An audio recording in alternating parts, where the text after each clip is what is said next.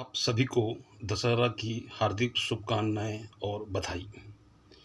आप सभी दशहरा के प्रचलित और इतिहास के बारे में भली भांति जानते हैं, अतः मैं उस विषय पर चर्चा न कर मैं जो विभिन्न किताबों से और विभिन्न बुद्धिजीवी से और अपने अनुभव से जो सीख पाया, दशहरा का क्या संदेश है, वो आप सभी से साझा करना चाहता हूँ।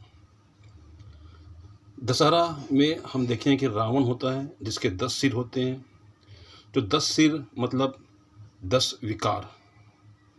आप देख रहे होंगे कि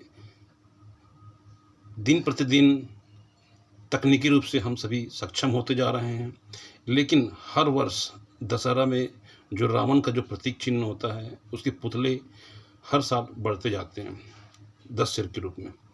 ये 10 सिर और कुछ नहीं है, हमारे अंदर ही किसी में कम किसी में ज़्यादा विद्यमान है विकारों के रूप में।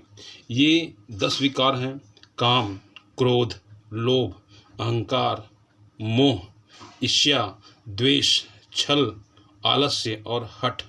ये 10 विकार हैं और यही 10 विकार को रावण के 10 सिर के प्रतीक के रूप में दिखाया गया है। अब सवाल ये आता है कि ये 10 विकार हमारे अंदर कैसे आए, तो उसका भी जो मैं अपने विवेक से बताना चाहता हूँ। माता सीता जब वनवास में थी, तो या हम सभी पुराने समय में पूर्ण रूप से हमारा लक्ष्य था कि हम सबको अपने अपने लक्ष्य की तरफ काम करना है। लेकिन स्वर्णमृग जो आता है, जो क्षणिक सुख और तत्कालिक आनंद प्रदान करता है, यही स्वर्णमृग विकारों को उत्पन्न करने का कार्य करता है, जो विकार आपको बताए हैं। इसी स्वर्णमृग के लोभ में हम आते हैं और तत्कालिक सुख के रूप में ग्रसित होते हैं और हमारे अंदर विकार उत्पन्न हो जाते हैं। अब सवाल आता है कि इन विकारों को हम कैसे अपने अंदर से दूर करें।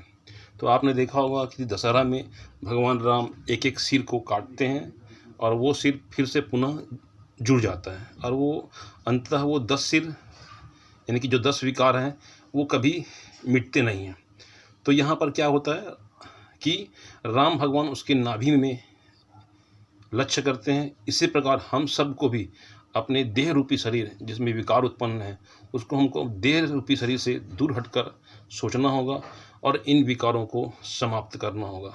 जिस दिन हम सभी अपने अंदर से अपने से काम, क्रोध, लोभ, मोह, छल, कपट, हठ, ईर्ष्या, द्वेष, आलस, इन विकारों को हम अपने शरीर से दूर कर पाएंगे, अपने मन से दूर कर पाएंगे, तो सच्चे अर्थों में यही दशहरा का संदेश है और हम बड़ी ही हर्षोल्लास के साथ दशहरा का पर्व मना पाएंगे।